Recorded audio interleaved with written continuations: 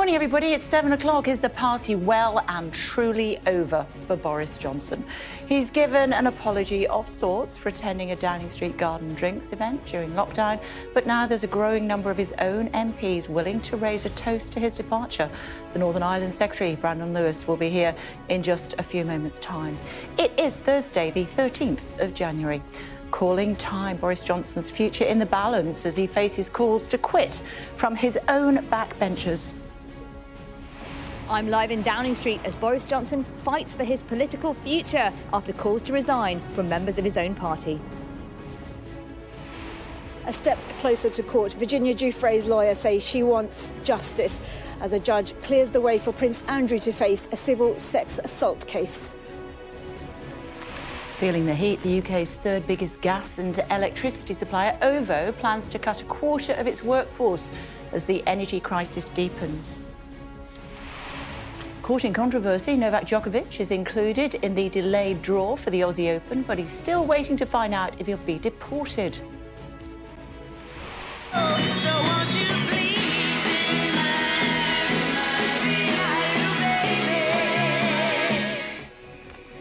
Ronnie Spector, the lead singer of the Ronettes and an icon of American pop, dies after a brief battle with cancer.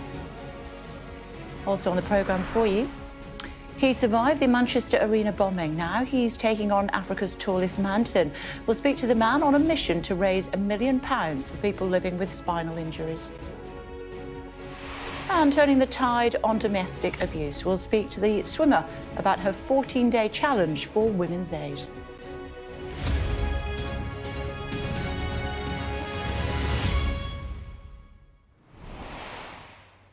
Big question this morning. Can Boris Johnson survive? Let's speak immediately, should we, to the Northern Ireland Secretary, Brandon Lewis. Happy New Year. Happy New Thanks Year. for joining. You look very well. I've been my wife's been guiding me to be very sensible with what I eat over the last couple of months. So it's meant I've lost a bit of weight, which is probably You've lost for the best. 4 stones. Yes. Amazing. Yes, Congratulations. Well done. It suits you. What is going on with Boris Johnson? What did he apologise for yesterday if he said technically he didn't do anything wrong? Well, I think what he outlined, and rightly so, is recognising that, and something we've all seen in our constituencies and I see across the country, is the frustration and anger that people have had at the idea that people in Number 10 were doing one thing while asking others to do something else. And the PM recognised that, wanted to apologise for that, I think, as I say, rightly so, yesterday. And as he also said, we've got to let the investigation, Sue Gray's investigation, now get to the details so we can publish that, and he'll come back to Parliament and give a full statement on that. But I think he recognised the feeling in the country and wanted to reflect that he understood that, he recognised that and takes on board that frustration and anger that people have and the upset. He was saying in the tea room afterwards to lots of people, and I've had several text messages about it, that he hadn't done anything wrong. Well, I wasn't in the tea room yesterday. I was in Belfast myself yesterday, so I haven't heard anything of that sort. What I saw... In the papers this morning as well. What I saw yesterday was the Prime Minister acknowledging and understanding and reflecting that he understood the feeling that people across the country would have had with the experiences they were going through and what they saw happening and what they've now been reading about happening at Number 10. And he wanted to reflect that before the report came out, because obviously there's a strong sense of feeling about that around the country. And I think that highlights his understanding of where the country is and actually why he is actually the right person to be our Prime Minister. So it was a boyfriend apology. He was sorry that we were upset. No, I think he was recognising, and as he himself said yesterday, actually, with hindsight, that some of the things that they were doing, going out and thanking his staff in the way he did, with hindsight, it's not something he would do again. He should have had them back in the office, carrying on the work they were doing. That's exactly the point he was making on the floor of the House yesterday. He with said hindsight, technically he hadn't done anything wrong. But he also was saying yesterday, if you look at what he actually said on the floor of the House, that with hindsight, he wouldn't have done that. He regrets doing that, and he's apologised for that. So he went outside and he just happened upon 40 people in the garden. He thought that it was a work meeting, so he decided to stay there for 25 minutes with them, even though he knew what the rules were. Look, I think if we think, and I appreciate times move quite quickly in a way through COVID. But if we go back to 2020 and where things were, and I wasn't in Number 10 around that time, but I've been in Number 10 over the years a fair bit. It is a working environment, including, I have to say, and the garden itself. So I think having the staff who've been working together through that period, trying to make sure the country, of course, in a very difficult period, the Prime Minister himself was only recently out of hospital. We were still trying to work on getting the PPE. I think around that time I was probably talking to yourself over Zoom about these things. The staff coming together and working indoors, going outside, going out to thank the staff for the phenomenal effort that all of that team were doing. So he didn't know they were there? Well, he said he went outside, he went to thank the staff. He's said, with hindsight, he should have said to them to come back in, but he went out, thanked the staff, then came back in to carry on. 40 people in the garden, even though most people were being told to work from home. Well, again, I think we've got an investigation from Sue Gray going forward. That's going to get into all of the details. She's the most famous one in Britain at the moment. I can't tell you how many times your colleagues have mentioned her name. We know who she is. We know what she's doing. I have to say, I've worked with Sue Gray over the years in various roles that both I've had and she has had, and she's someone who will be investigating this without any fear or favour. And when we get the full details, and it's something I know, and you and I have spoken before in previous jobs I've had as both police minister, security minister, is you've got to let these investigations get to the facts. OK, well, let's put the investigation to one side. We know there's an investigation. Everybody keeps banging on about it. I want to know what happened in the garden of Downing Street. It was a work event. 100 people were invited. If you were hosting a work event and you invited your staff and less than half of them turned up, how would you feel about that? Well, look, first of all, as was outlined yesterday, I think the Prime Minister wasn't aware of the email that went out yesterday. But again, we're starting to get into... So it just happened upon them? But look, we're starting to get into some of those details of that investigation is absolutely looking to get to the bottom of that event and what was happening around that time. Apparently Sue Gray's conducting it, I'm told. What about Carrie Johnson? 2 of her mates were in the garden. Well, as I say, I don't know who's there, and I'm going to wait. And what if 2 of her mates were in the garden? Is that still a work event? Well, one of the things I think we've done enough interviews over the years to know you should know by now. I'm not going to get into hypotheticals because, as I say, until we know. But if 2 of the Prime Minister's fiancé's mates were in the garden, is that still a work event? Well, until we know the facts, and we'll know the facts at the end of the investigation, which won't be very long. The Prime Minister's been clear he wants to see that come through quickly. And as I say, Sue is somebody who will work onto his desk before anybody else knows about it. And it's been made very clear the Prime Minister will be publishing the findings of that report, will come to Parliament, make a statement, and then people will be able to question him and get to see the details of and if the what view that is, investigation finds. If the view is that he misled Parliament, should he resign? Well, look, again, we're getting into hypotheticals of a report that we haven't seen the details of yet. I personally think the Prime Minister is the right person to be the Prime Minister. I think when we look at what Boris Johnson has been delivering as Prime Minister... That's not what we're talking about today. We know what Boris Johnson's record is. So let's just talk about what happened on May 2020. But also, Kay, looking forward as well. Subsequently, after that, Allegra Stratton resigned just after... But she was joking. It was tasteless, but she was joking about a party. Martin Reynolds organised a party, and he's still in his post. Well, again... That smacks of sexism. Well, Allegra made a decision about resigning, and she resigned... I don't think she had much choice. Well, it was Allegra who resigned. Martin Reynolds and the details around what happened around that period, both, again, with the event on May the 20th, the email and everything around that, is exactly the kind of details the Sue Gray and her investigation we're looking at. So, no, only what I've seen on the internet. And it says, we are inviting you to a party. And that is all of the details. And it's got his name at the bottom. Yeah, and as was made clear yesterday, he actually organised a party. Wasn't aware of that. He called it a party. He was just suggested that people bring drinks. And once we've got the detail, all of the details of the context, all of the details of what happened, then we will be able to make full assessments of what happened, who did what, where things were. So damaging for the party, all and this. Then the Prime Minister, as he said, will make that statement tomorrow. Looking at the latest YouGov poll, the most recent poll, 10-point lead for Labour, biggest gap since 2013. 6 in 10 voters think the Prime Minister should resign, including 33% of Tory voters. How does he recover from this? Oh, well, look, I think we will be able to go forward and win a general election. I have to say, look... With him at the helm? Yeah, absolutely. I think, look, first of all, polling is always a snapshot at a particular moment in time, and I think it does reflect the frustration and anger that, as I said at the beginning, people feel around what they've seen over the last few days and the last few weeks, arguably. But also, I think we have to remember, I remember those polls back in 2012, and as a candidate in 2010, 2015, I remember polls telling me I couldn't win my seat when, in fact, our majority and my majority went up. So I think we've got work to do. We've got to deliver on exactly what the Prime Minister's outlined, which is some of the biggest important reforms, dealing with issues our country could have and would have liked to have dealt with years ago, like health and social care, issues in Northern Ireland that haven't been dealt with for decades. This is somebody who wants to deal with that and do it in a way that delivers for everybody in the UK. Yeah. And that's why I think he will win the next general election. Every newspaper in the country is not leading on that today. They're leading on the fact that your leader potentially lied to Parliament. Well, as I say, I think that's why with the polling as it is, the work we've got to do is to focus on, as the Prime Minister has been all through this pandemic, delivering for people across the country. It's why we've got arguably the most open economy and moving forward in a way ahead of most of our competitors, because he's been able to deliver on the vaccine rollout, boosters, at the same time as looking at those massive reforms we need to do for health and social care with the rules and when other it suits areas. him.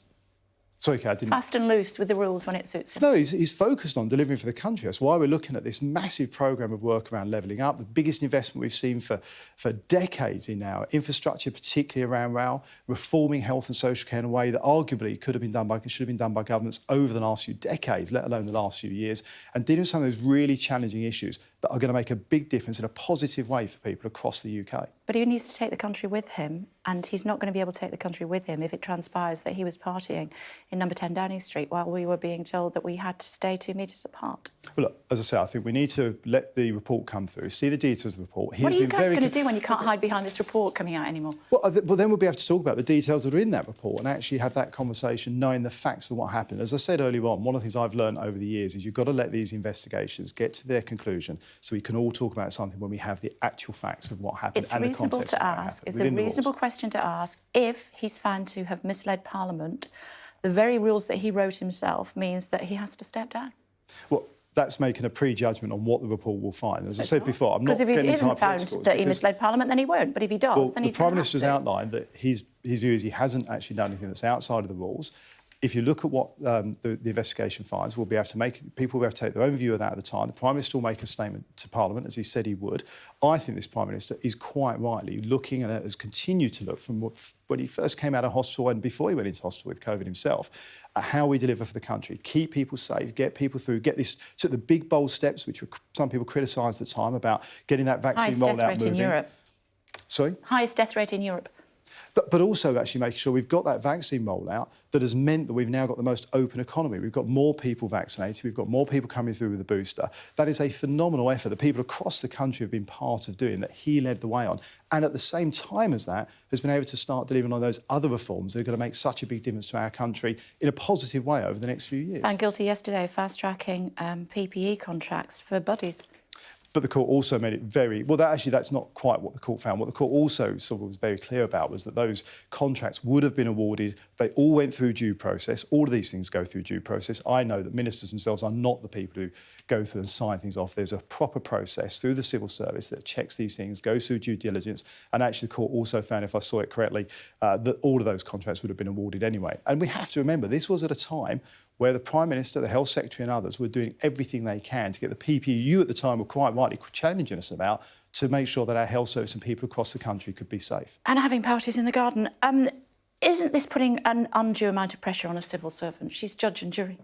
Well, look, as I say, I've worked with Sue Gray on a few areas. She's an immensely, more than capable person. She did a phenomenal job for the UK Civil Service and the Northern Ireland Civil Service, I have to say, where she was working there for a couple of years. I have absolute confidence that Sue Gray will be working without fear or favour. She will go through this in detail and she will produce a report. And I'm sure she has got the excellently constructive shoulders to be able to manage that. You're here this morning defending the Prime Minister. Some of your other colleagues have been doing the same. Where was Rishi Sunak yesterday?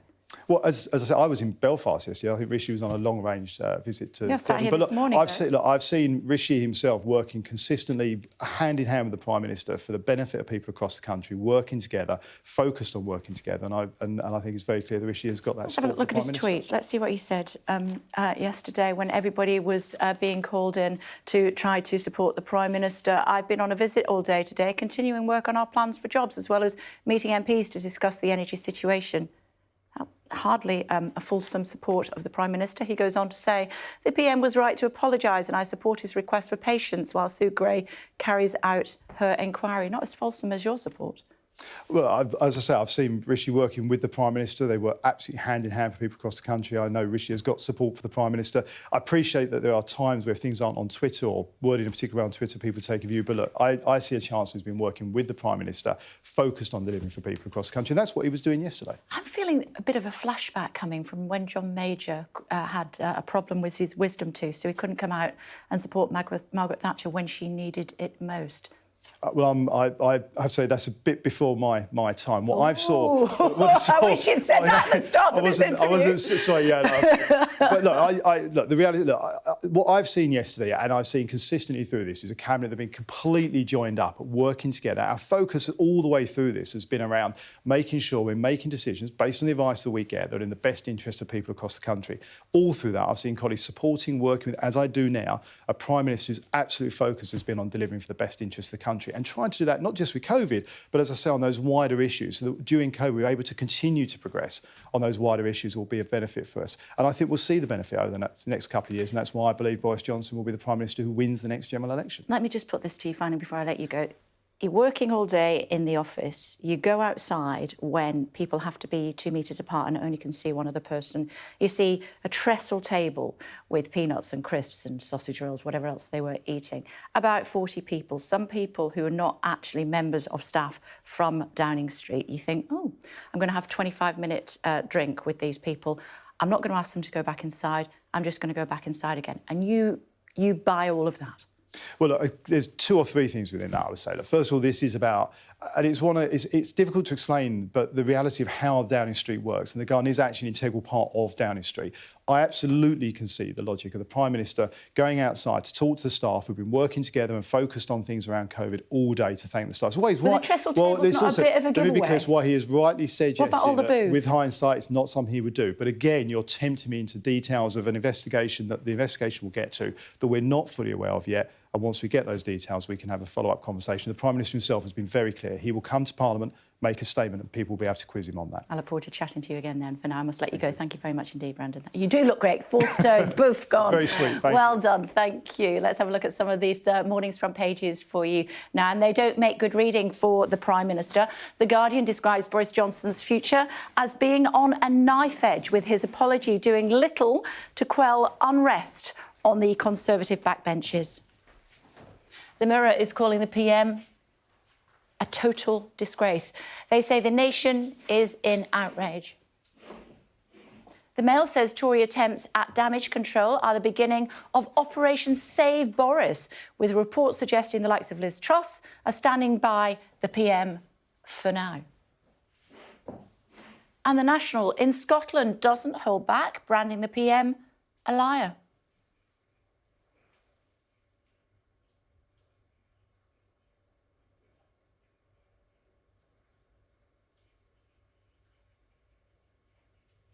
Now, what next for Prince Andrew after a US judge rejected his attempt to have the sexual assault lawsuit against him thrown out? Sadia is with us at Windsor Castle this morning. Hi, Sadia. Good morning to you. Difficult day for the Prince again. Good morning, Kay. Yes, it's worrying times for Prince Andrew because all of his defences so far have been rejected. But we do know a few things for certain. For one thing, I think it's important to say is that there's no extradition in a civil case, so we're not going to see anything like that happen with him. But what will happen next is most likely to be a trial. With a trial, Prince Andrew will be asked to go there because the US court does have jurisdiction over this matter. There is every chance, of course, that he will reject that and not go. And if he doesn't, then in that case there would be what is called a default judgment. Now, there are some options. He could engage with this. He could choose not to engage with it. There are lots of things, but we also don't know what Virginia Giuffre wants exactly. Last night, her lawyers said that money isn't going to be enough, that she's after justice. She wants vindication, not just for herself, but also for other victims. And that could be in the form of a public apology or an admission of guilt or something like that. Well, Prince Andrew denies all the claims against him, and Buckingham Palace has refused to comment on an ongoing legal matter.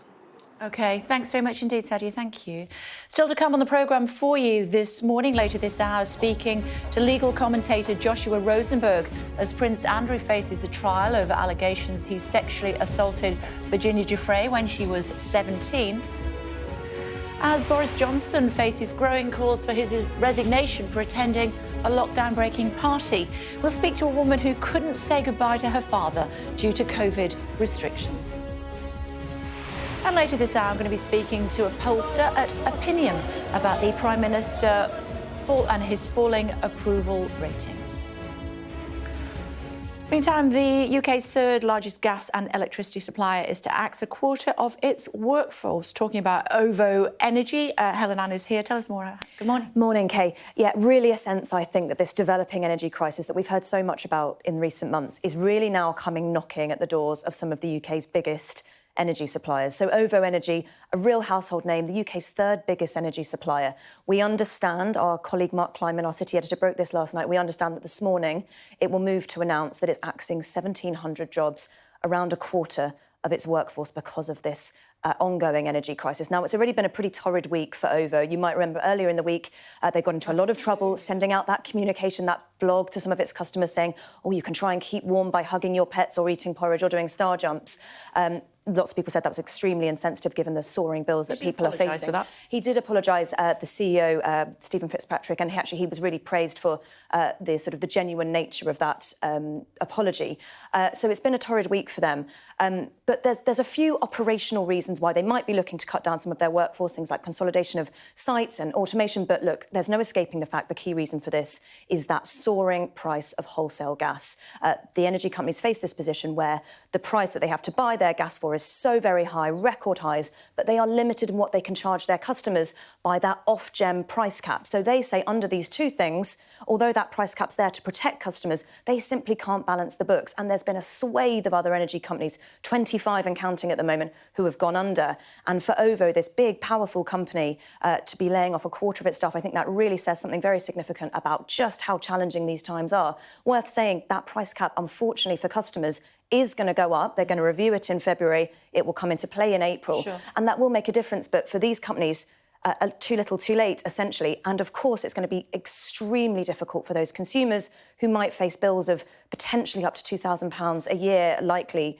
And worth saying, finally, this really ups the pressure on the government, because for all these companies that go under, for all these energy companies that are in trouble, the people who ultimately pay are the consumers. And as we know, lots of families facing a terrible, terrible cost of living crisis at the moment. So really a serious trouble indeed. We're talking to somebody a little bit later on, actually, who is really struggling with their bills at the moment. Goodness knows what's going to happen come April. For now, thanks very much indeed. Meantime, Novak Djokovic has been included in the draw for the Aussie Open, which starts next week, but it's still not clear whether the defending champion will be allowed to take part. And the draw itself was not without drama even. Sky News Australia's Joel Phillip has the latest from Melbourne. When this draw was due to be announced, the media were let into the room. Some of them were able to walk in, and then officials stopped them, and the rest of them were not able to walk in. Everyone was drawn then back out of the room, and they said that the press conference has been postponed indefinitely. So somewhat chaotic scenes that we saw there in just here at Melbourne Park. It was another dramatic day of events. In the meanwhile, at Rod Laver Arena, Novak Djokovic himself was training for really the third day of daily training sessions ahead of the Australian Open, which is due to start on the 17th, which is a Monday. Of course, the situation here continues with the Australian government not being clear if they are going to cancel his visa or not. But there are reports here that if that would likely occur, that indeed his lawyers would attempt to get an injunction filed within the court. And if that was successful, the court case could be drawn into next week, which means Novak Djokovic could be the world's #1 seed playing in the Australian Open and then possibly kicked out in the middle of the tournament. Looking at some of the day's other main stories for you now, the charity Age UK says rising energy bills could trigger a national emergency for millions of pensioners. They've written to the government urging drastic action to mitigate what they called a looming crisis. A man used a hammer to attack a statue outside the BBC's broadcasting house in central London before the fire service helped get him down. A petition has called for the removal of the statue because the sculptor, Eric Gill, was accused of sexually abusing his own daughters. MPs have found that people living in England's most deprived communities were 46% more likely to die from COVID than those in the rest of the country. A joint report by the All-Party Parliamentary Group for Left Behind Neighbourhoods and the Northern Health Science Alliance said people in poorer communities worked longer hours in public-facing jobs and suffered greater ill health. The UK has recorded the highest daily number of COVID deaths in almost 11 months. Almost 130,000 new cases of coronavirus have been reported. There have been 398 more deaths. It takes the number of those who died within 28 days of a positive COVID test to 151,007. Now, in Argentina, 2 police officers have managed to save the life of a young girl who was found choking in the street. Check these pictures out. The officers were on patrol when they spotted the child and jumped out of the vehicle to help. There you go. They performed CPR on her in the squad car with the girl's frantic mum in the back. The officers sped through the traffic to the nearest hospital for help. They managed to revive the 18-month-old girl during the journey before rushing her inside, where she later made a full recovery. Quick look at the weather.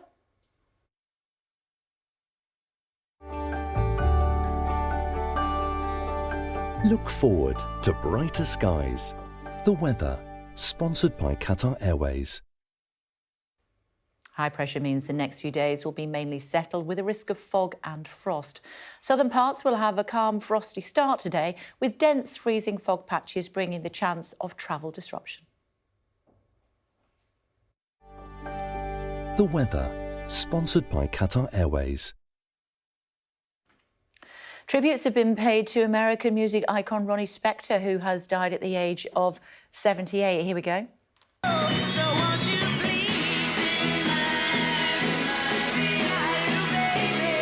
He was the lead singer of the 60s girl group The Ronettes, who had hits with Be My Baby, that one, and Walking in the Rain. In a statement, her family said her joyful sound, playful nature and magical presence will live on in all who knew, heard or saw her. She formed the group with her sister and her cousin.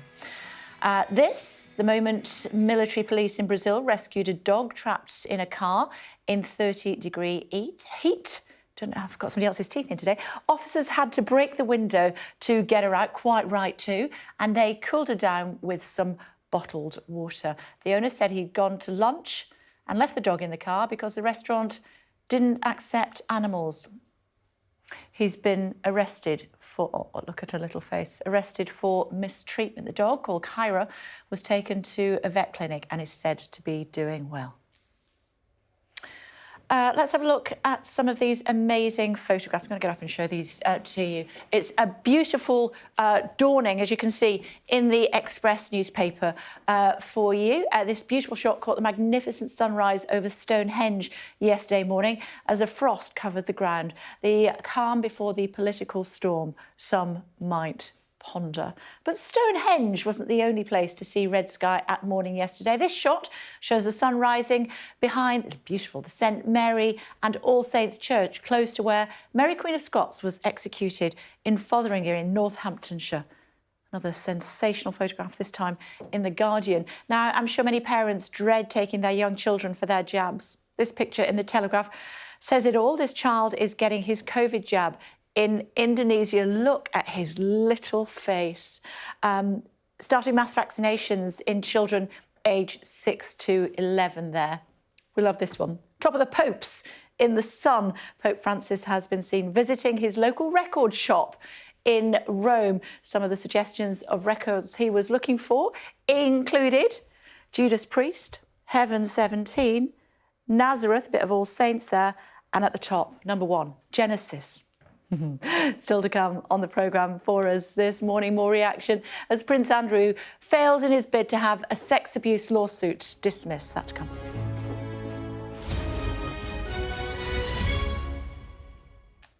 Hello again, everybody. Top stories for you so far this morning on the programme. Boris Johnson's future is in the balance as he faces calls to quit from his own backbenchers. Virginia Giuffre's lawyer says she wants justice as a judge clears the way for Prince Andrew to face a civil sex assault case. The UK's third largest gas and electricity supplier, OVO Energy, is to cut a quarter of its workforce. Northern Ireland Secretary Brandon Lewis has this morning defended the Prime Minister after his apology for attending a party in Downing Street during lockdown in May of 2020. Boris Johnson is facing a revolt within the Conservative Party with growing calls for his resignation. But Mr Lewis has told us the Prime Minister is still the right man for the job. What I've seen yesterday, and I've seen consistently through this, is a cabinet that have been completely joined up, working together. Our focus all the way through this has been around making sure we're making decisions based on the advice that we get that are in the best interest of people across the country. All through that, I've seen colleagues supporting, working with, as I do now, a Prime Minister whose absolute focus has been on delivering for the best interest of the country and trying to do that not just with COVID, but as I say, on those wider issues, so that during COVID we're able to continue to progress on those wider issues will be of benefit for us. And I think we'll see the benefit over the next couple of years, and that's why I believe Boris Johnson will be the Prime Minister who wins the next general election. Tamara's with us at Downing Street. They're circling the wagons. Is that how I should put it? Tamara, what do you think?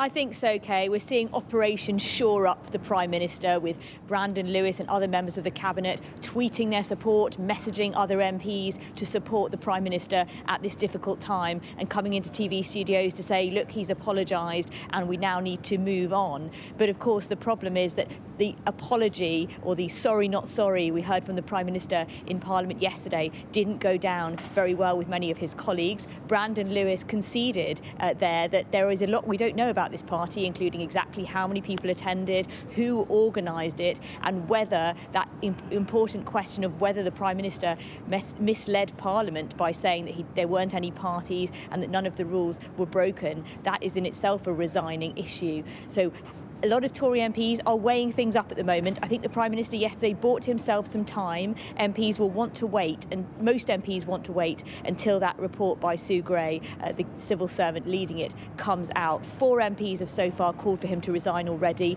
The Scottish Conservatives are in open revolt against the Prime Minister, but a lot of MPs are weighing up their options, seeing what comes out in that report, and it will be Tory MPs and the Cabinet who now decide whether there is a leadership challenge after that, whether their most electorally successful Prime Minister for 30 years has now become a liability. But it was very striking yesterday that Rishi Sunak, the Chancellor, who lives next door at number 11, was absent yesterday, and when he finally did tweet something last night, it was not very supportive of the Prime Minister.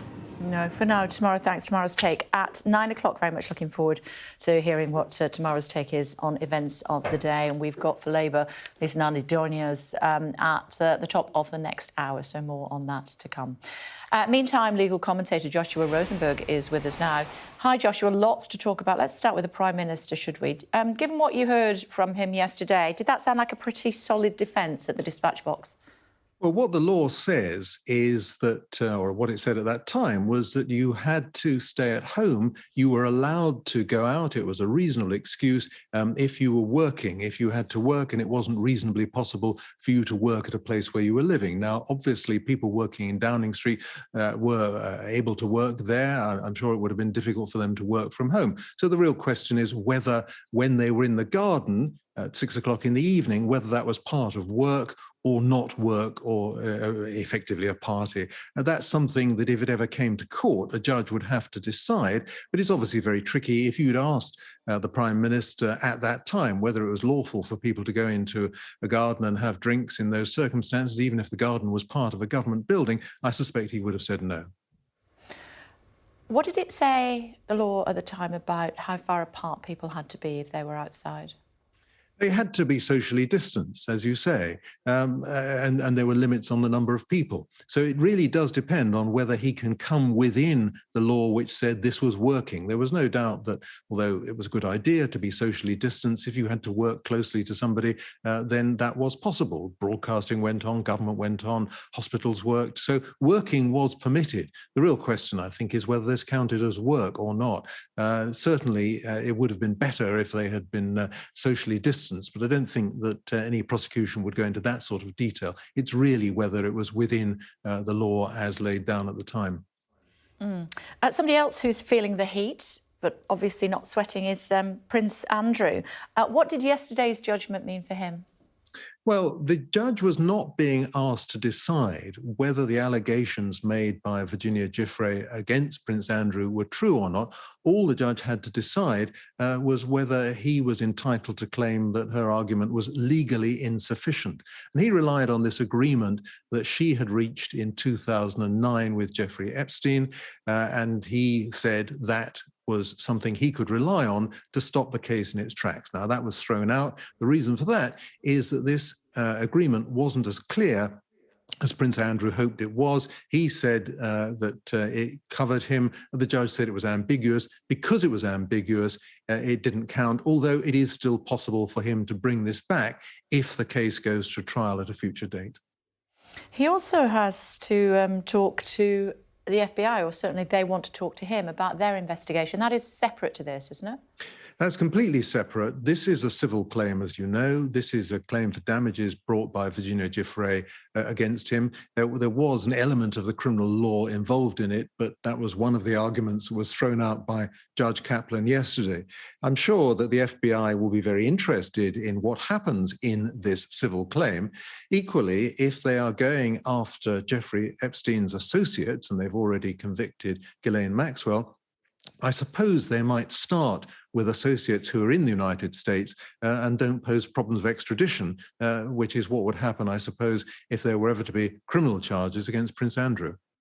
And just a quick thought before I let you go, if possible, please. As far as Prince Andrew's family is concerned, I'm thinking particularly about his ex-wife and indeed his two daughters, one of whom he said he was at Pizza Express with her for a party, so he couldn't have been where others had said he was. Could they find themselves in a position where they are also having to answer questions under oath? This all depends on whether the case settled. Now, Virginia Giuffre's lawyer, David Boies, was speaking yesterday. He wasn't as dogmatic as some people thought he might be. He said that Virginia Giuffre wants to resolve the case, but he certainly didn't say that she's insisting on her day in court. I'm sure she would want an apology. I'm sure she would want compensation. Now, if the prince is willing to go down that road, and after all, David Boies, the lawyer for Virginia Giuffre, said that mediation was offered to the prince last year and rejected.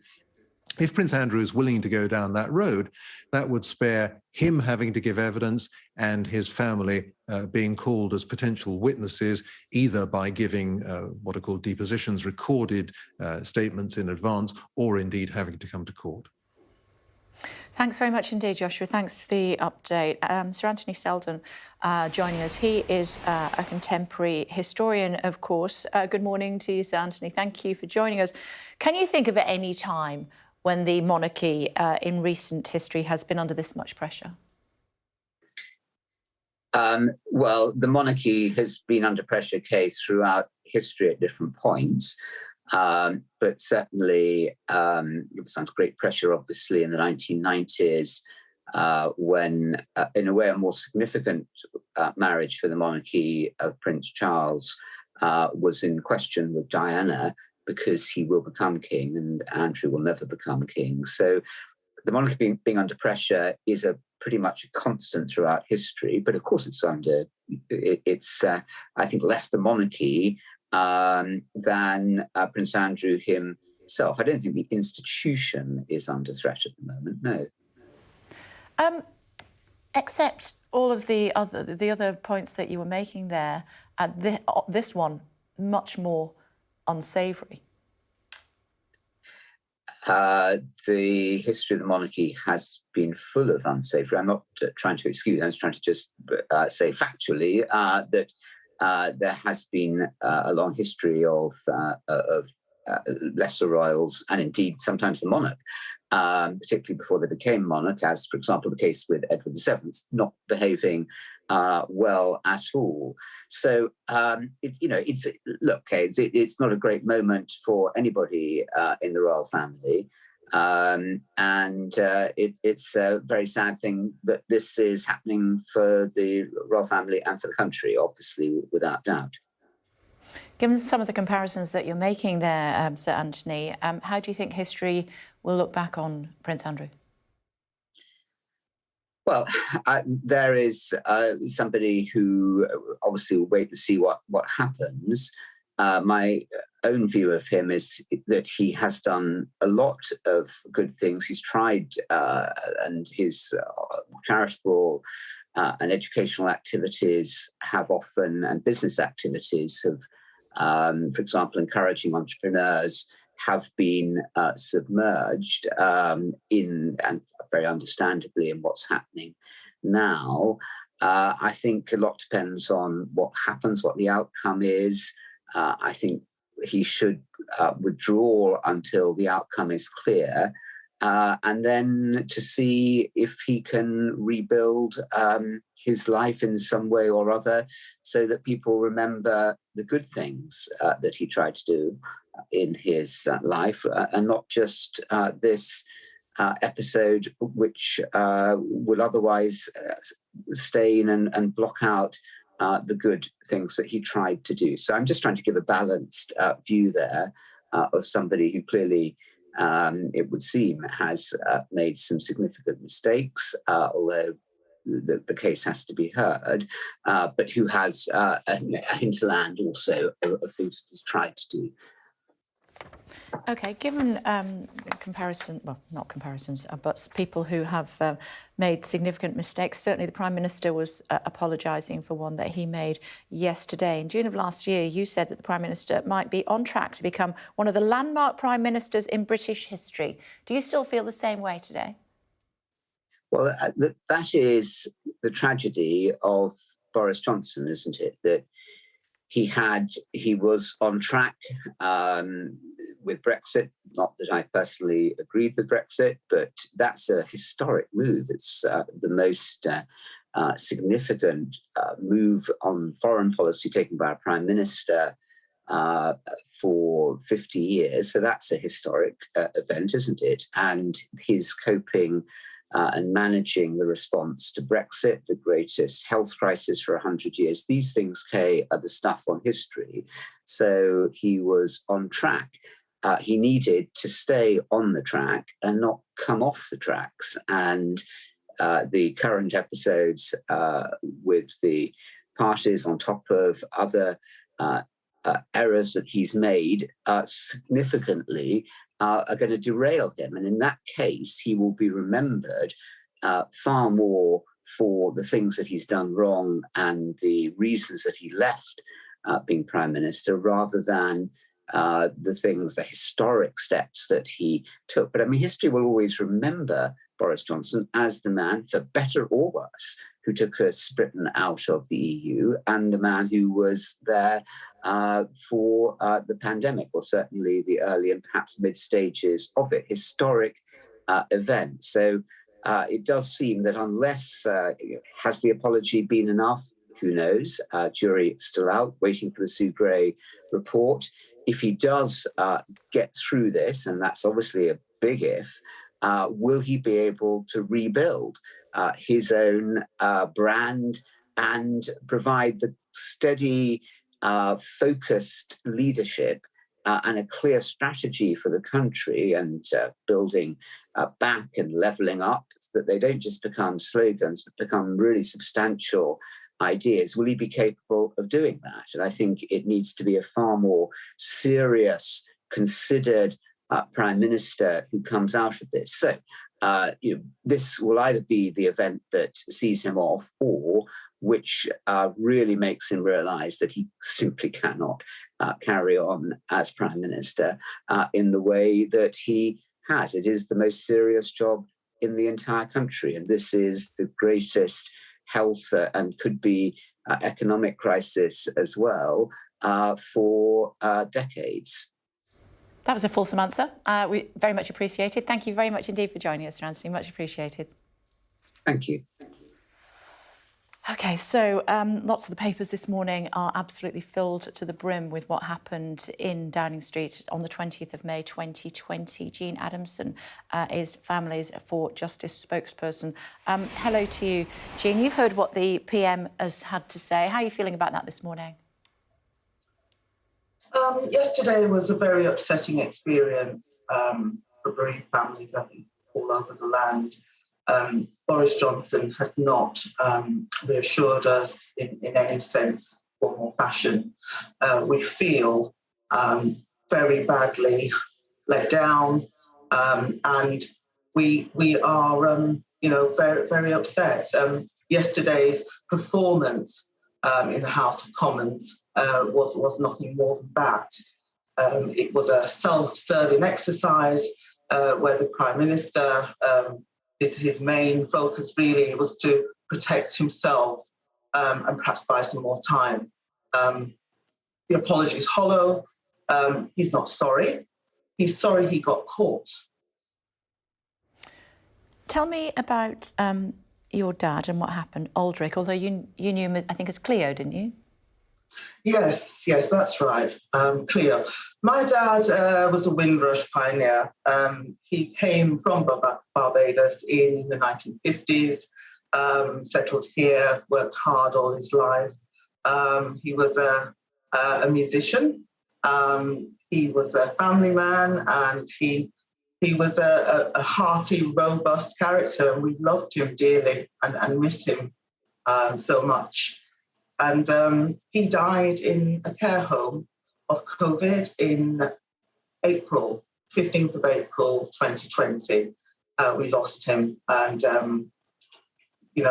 it's been a very, very challenging time for us since then. And my grief is compounded by these, revelations that keep coming, these scandals, so drip, drip, drip. Every few weeks there's something else. And we lost our loved ones to COVID in very difficult circumstances. And it's just, it's heartbreaking, really, that, we're still having these, these scandals, and, these very hurtful things are happening that are just very upsetting for all of us. A few days before that Downing Street party, I was standing at my father's graveside. A few of us were huddled around the graveside. I wasn't able to give my father the funeral that he would have wanted. So because, we were subject clearly to, the rules, and had to make many sacrifices at this time. So to hear that Downing Street were planning a party at that time is just absolutely, it's disgraceful. The behaviour is disgraceful. Jean, he's a handsome devil, your dad, isn't he? Thank you for sharing the pictures with us. Our thoughts very much with you this morning. I think I just saw a little smile on your face then when we were reflecting on your dad. Thank you for joining us. Much appreciated. Thank you. Thank you. So look at the latest approval rating, should we, for the Prime Minister. His popularity has plummeted. YouGov poll for Sky News found that a third of Conservative Party members think the PM should resign. And a YouGov poll for The Times has put Labour 10 points ahead of the Tories for the first time in almost a decade. Let's speak to Chris Curtis, Head of Political Polling and Opinion Research. Hi, Chris. Morning, Kay. To talk to you this morning. Interpret some of these figures for us, if you would. Well, it's not good for the Prime Minister and for the government. These are pretty abysmal approval ratings and opinion polling we're seeing across the board. I mean, just 2 years ago, remember, the Prime Minister went down to a landslide victory against the Conservatives, 12 points ahead of them when he won, 50, 60 seats straight on directly off the Labour Party. To now be 10 points behind them is quite a dramatic shift to have happened over 2 years. Alongside that, what we're seeing is the Prime Minister's worst approval ratings yet. They're now, if anything, slightly worse than Theresa May's approval ratings were when she was booted out of office in 2019. And I think one of the key stats we've seen from our opinion research recently, just 12% of people think that the Prime Minister is telling the truth about the parties that were happening in Downing Street. That's fewer than the number of people who think that the moon landings were fake. So wherever you look, whichever opinion poll you look at, whichever question you're asking at the moment, it's all coming back showing negative numbers for the Conservatives and for Boris Johnson. What about Liz Truss and Rishi Sunak? What are the numbers saying for them? So, I mean, throughout the entire pandemic, and it's still true today, Rishi Sunak has been one of the most popular politicians in the country, obviously, giving lots of money to people when they're potentially facing an economic crisis because they haven't, because they're not able to go and do their job, obviously makes you incredibly popular. And I think that's still true. At the moment, what we're seeing is while the Prime Minister's personal popularity has plummeted, slightly more people still say they have a favourable view of Rishi Sunak than an unfavourable view. And I think if you were to sort of try and speculate, and it's hard, as to which Conservative leader would potentially go down best with the public, there's lots of reasons why that might change. But at the moment on paper, it certainly looks like Rishi Sunak's the most popular. Liz Truss, on the other hand, is slightly less well known. So it's very, very hard to work out how she will go down, because somewhere around half the public still don't know enough about her to form a strong opinion. Very, very popular with the backbenchers, though, isn't she, and the grassroots Tories? Let's see how that develops. What about Labour? What are Labour's weaknesses right now? Yeah, I mean, obviously, when we're talking about how badly things are going for the Conservatives and the government, we should also point out that the polling shows that the Labour Party isn't a mirror image of that. While things are going, while Boris Johnson's approval ratings have gone through the floor, we haven't seen a dramatic increase in Keir Starmer's approval ratings at all. In most cases, more people still say they have a negative view of him than a positive view of him. But I think there's another metric as well that we're measuring on the Labour Party that I think is particularly important, and that's to do with managing the economy. Despite the fact that we're well over a decade on from the financial crisis, most people still say they don't think the Labour Party is competent enough to take over and run the economy. And I think until they start to fix that, even when the Conservatives are going through a crisis like this, there still won't be enough people who automatically go, Labour is the default option, Labour is ready for government, I'm now ready to vote for the Labour Party. So while you might see these temporary things in response to polls, I think if Labour wants to be confident that they can take the reins off the Conservatives in the next election, they really need to rebuild up that economic competence metric. Quick thought before I let you go. Lisa Nandy's on the programme in a minute. How popular is she? Well, again, she's one of those people. She's a little bit, but she's like many people in the shadow cabinet. It's very, very hard to get cut through. Lots of people still don't have a strong opinion of her. Having said that, of those who do have an opinion of Lisa Nandy, she is fairly popular. So more people do say they like her than dislike her. Yeah, it's probably because she's from Wigan, I would have thought. It's good to talk to you. Thank you very much indeed for the analysis. I don't know why you're laughing. Thanks very much. Much appreciated. Thank you. Let's have a look at these pictures, should we? In our screen, can you imagine being a first-time mum to 16 babies? That's just what happened to Unity, the 3-year-old German Shepherd guide dog. It's the biggest litter the Sight Loss charity Guide Dogs has ever seen. In its 60-year breeding programme, the puppies were fathered by Trigger, a golden retriever. He's showing off. And the charity hopes this means they will have the loyalty and drive of mum and friendly nature of dad. How cute is that? A newborn baby abandoned in temperatures of -20 degrees has been rescued by a group of teenagers. Fabulous stuff. 5 teenagers found the baby in a cardboard box in a remote Siberian village where she was rushed to hospital by one of the teenagers' parents. Police are looking for the mum. The infant is said to be doing well. Renat Litvinov, who discovered the baby, says he just had to save her. We found the box somewhere around here. She was about this large. The baby was inside, covered in some kind of thin blanket. We were at a loss and didn't know what to do when we found her. We were in shock, but we quickly moved to action. Well, that's it for this hour. But coming up, the Northern Ireland Secretary Brandon Lewis tells me that Boris Johnson will win the next election despite a revolt from within his own party and plummeting popularity over the Downing Street parties. We've been looking at the polls there, haven't we? He is incredibly unpopular at the moment, but he did apologise in the House of Commons yesterday. Will that be enough? When we pressed the government on that, they were telling us we need to wait for Sue Gray, probably the most famous woman in the country at the moment. She's likely to report back within the next week to 10 days. Continuing coverage here on Sky.